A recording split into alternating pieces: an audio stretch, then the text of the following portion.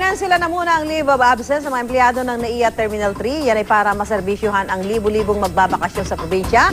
May live report si Dante Perelio. Dante!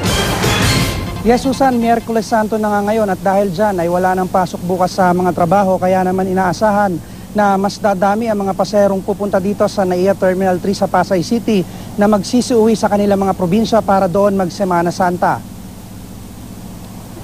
Susan, madaling araw pa lang, ganito na kakapalang tao sa labi ng NAIA Terminal 3 dito sa Pasay City.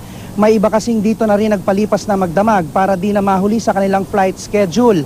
Sa dami ng mga pasahero, Susan, halos maukupan na nila ang buong lugar. Sa haba rin ng pila sa mga check-in counter, ang iba ay ginamit na yung computerized self-service check-in para mapabilis. Kahapon, umakyat sa 45,000 hanggang 48,000 ang naitalang pasahero rito at inaasahang tataas pa ito ngayong araw. Mas mataas raw itong bilang na ito, Susan, kumpara noong isang taon na naglalaro lamang sa 42,000 hanggang 43,000 ayon yan sa pamunuan ng terminal.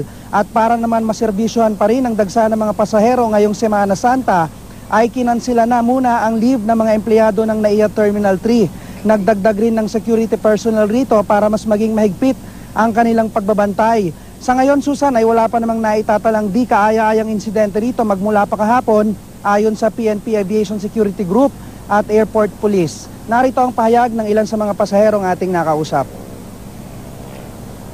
After 3 years from Singapore, miss ko yung family ko, yung mama ko, so excited. Actually, 2 years ago pa, bago ako nakauwi ngayon. So paano? Excited ka syempre? Oh, of course. Excited. So anong plano pagdating doon? Bed with my family.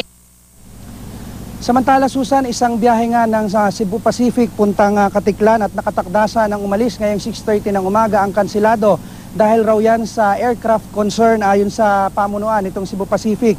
At yan ang unang balita mula pa rin dito sa NAIA Terminal 3 sa Pasay City. Balik sa iyo, Susan.